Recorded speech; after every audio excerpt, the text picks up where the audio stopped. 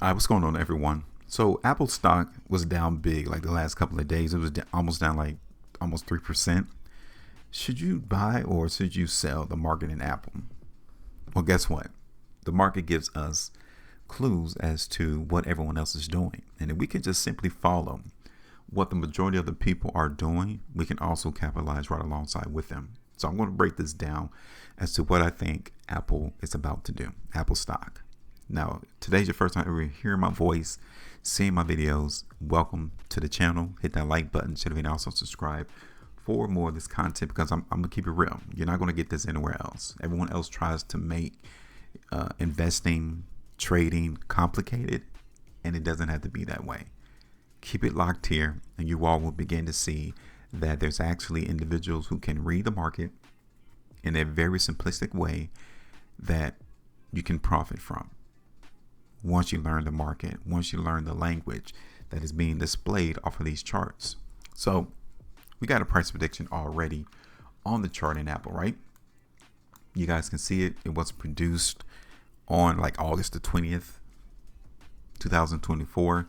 The idea was to see the stock go up. Okay, that's what I was talking about for Apple at that time. Now, we identified, there's one thing that we do here. We identify areas that we suspect to see the majority of one side of the market, i.e. more buyers than sellers or more sellers than buyers. Okay, so we identify this area right here as a sell zone, right there that the arrow's pointed to, which is around like $230. Okay, so I was telling people then, look, that's going to be a problem for the buyers because we see that there's a whole lot more sellers at that price.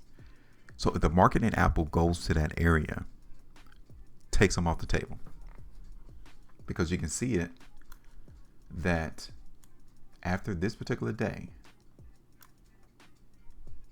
August 29th, what did the price in Apple do?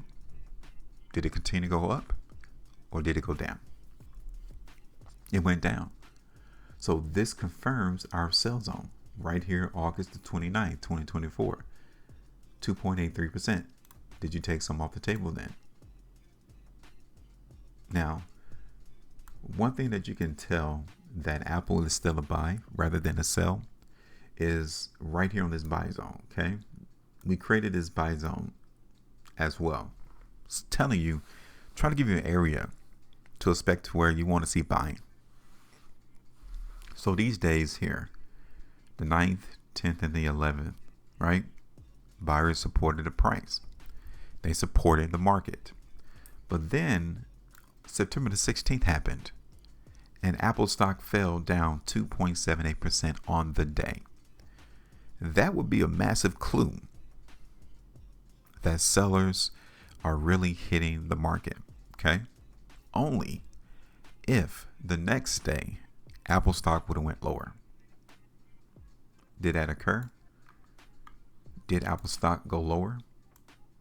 How did the market close on the next day? It closed higher than the previous close. Look at that. Crazy, isn't it? So that 2.78% on September the 16th didn't have any impact on the buyers. This tells us that buyers are still determined to move the market up. They're still in there buying. Because if they wasn't, what would happen to the price in Apple after September the 16th? It would have continued to crater. It would have continued to go lower in price. But that didn't happen. Okay. And then we have the 18th. The market in Apple ended up 1.8%.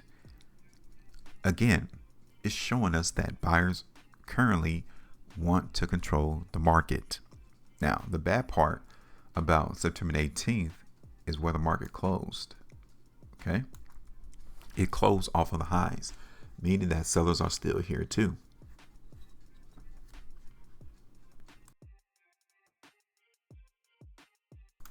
So again, this tells us that you don't want to be overly bullish. Okay. Yes, buyers currently have an edge, but it's not to the point to where you can say, I'm definitely looking for Apple to break out. You can't say that because of what occurred yesterday. Okay. But it gives us enough information to say, look, I still think that the buyers are here. The buyers are still trying to lift price. That's it. 5-minute video. Simple and easy, telling us that the current price prediction that we've got on our chart, it is still applicable and we don't need to change it yet. Now, the only way that we may have to change this is if we see the market in Apple, right? Let's say that it comes up here and gets rejected. Let's say that the buyers get rejected there. Or let's say that they get rejected at this second sell zone again a second time. Okay. Let's say that the market gets rejected here a second time. Then that needs to let us know. That tells us even more information that, look, you might just need to take the bag there, because apparently those sellers are a little bit more determined at $230 than they are at $220. All right. So let me look at this on a different time frame.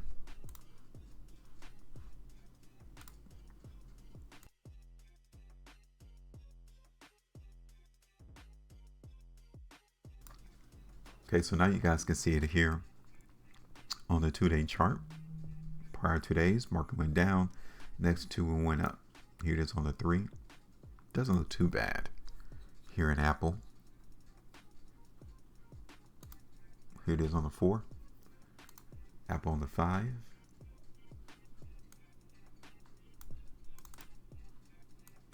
Okay. Apple on the weekly chart. On the week, I'll say the next day in 9 hours, if Apple closes higher than the previous week high, then the market definitely is still bullish. So give it a day and 9 hours and see where does this current weekly price bar close. Okay. But yeah, I'm actually finished. We are going to continue to anticipate higher prices into the market for Apple. But again, my intention is still going to be on that sell zone though. Still going to be on the lookout for that to see how the buyers react. But outside of that, the market is currently telling us that it is a buy rather than a sell. Okay. So give me your thoughts. Let me know what you guys think about Apple. Do you think it's going to go higher? If so, what are your targets? If you think it's going to go lower, again, what is your targets? I really want to keep it real on this particular channel and understand that you and I, everybody who participates in the stock market, plays both sides. So you cannot be 100% a buyer. Nope, because at some point, in order to close out your position, you got to sell it. So you will play a seller. All right, but yeah, go ahead and give me your thoughts. Make sure you maintain profit, and as always, trade different.